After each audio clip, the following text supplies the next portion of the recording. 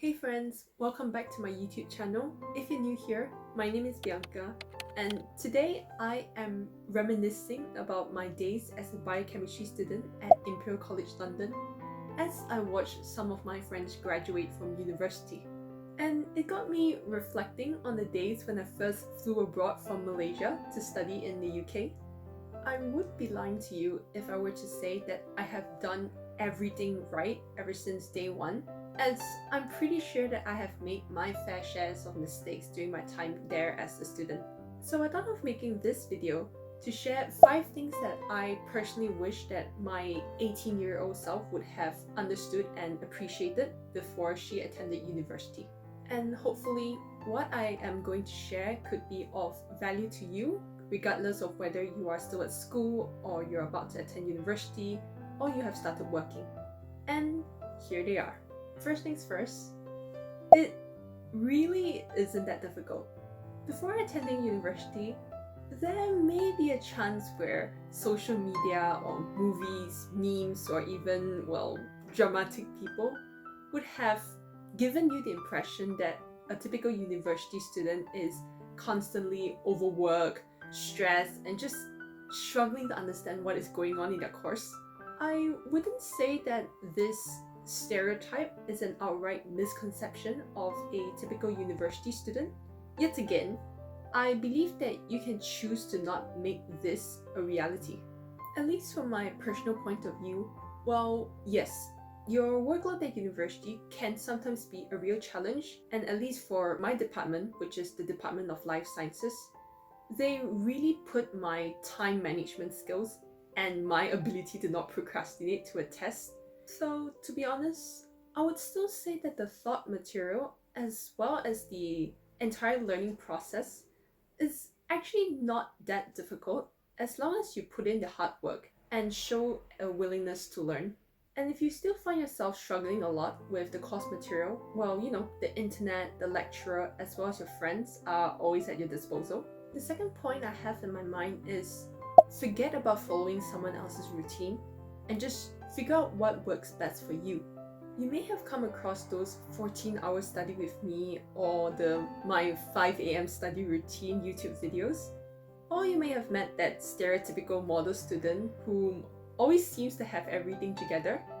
Or you might believe that there's a very specific work routine that everyone should follow in order to maximize your productivity.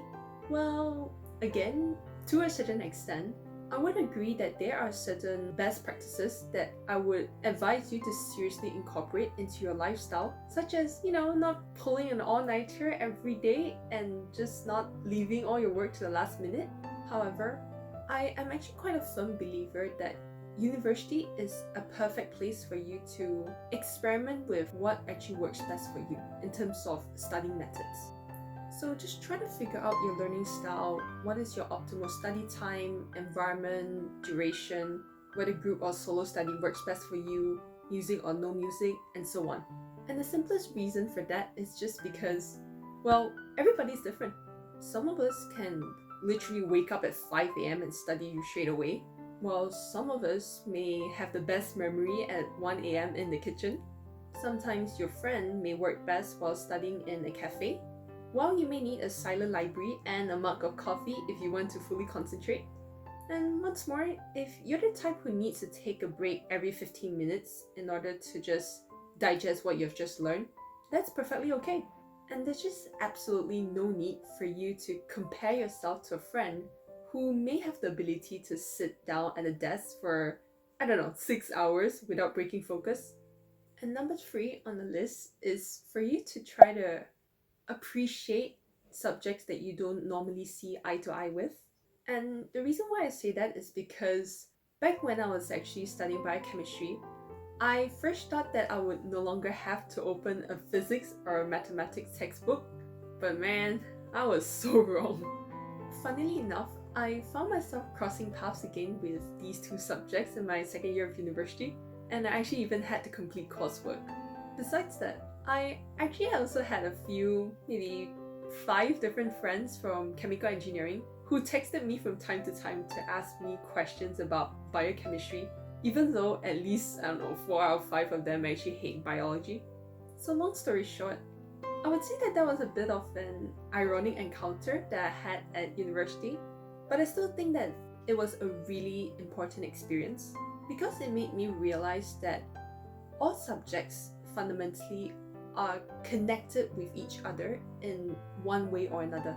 So as much as how one could say that they absolutely hate philosophy or refuse to see mathematics again, I would still argue that we need to appreciate and acknowledge that we still need all of these subjects to understand the world that we live in much better.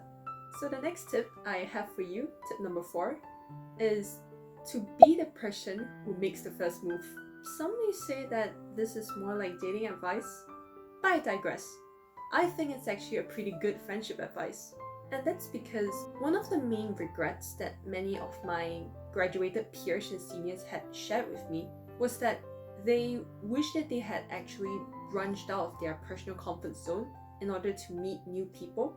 And when I asked them to actually elaborate on what actually stopped them from doing so initially, most of them actually told me that it was either because 1, they were afraid of getting rejected upfront, or 2, they were just worried that they appear super awkward and weird in front of strangers. So this brings me to say, stop self-rejecting. Instead, just be the first person who steps forward to introduce yourself to your peers. Be the person who plans the pizza party or movie night with your housemates so that you can bring everyone together. Be the person who invites friends to join hackathons or competitions, because solving problems together as a team is an excellent way to bond. Funnily enough, I actually found most strangers to actually be pretty friendly people, and all everyone just needs is that one person who takes the first step to break the ice. So, be that person. And the last piece of advice that I have for you is to remember to draw boundaries between your work and your life. Especially during COVID times, it is pretty easy for most of us to fall into a trap of basically working without taking any breaks. So for me, at the very least, I am the type who cannot sit at the desk for hours and hours without standing up. Heck, even 1 hour could be quite a stretch at times. So do make it a priority to do other things like exercising, cooking, reading a book because you want to, meeting up with a close friend, going out to buy yourself a snack from Tesco's, take a nap. Basically, do anything besides studying. The key thing to take note of is that taking regular breaks, even if it's just for 10 minutes, can actually help you a lot with regaining your energy and focus. And it can be quite a healthy way for you to stay sane during your intensive degree. And so these are the 5 things that I wish I would have known better of before starting university. Let me know in the comment section down below if these 5 tips have actually been insightful for you. Alternatively, I invite you to share what you personally wish you would have known before starting university. Till then, please like and subscribe. I would thank you from the bottom of my heart for that. And if you're interested, I've actually made another video explaining how thinking like a venture capitalist has actually helped me to grow as a person. So do check that out. And I'll see you in my next video. Bye!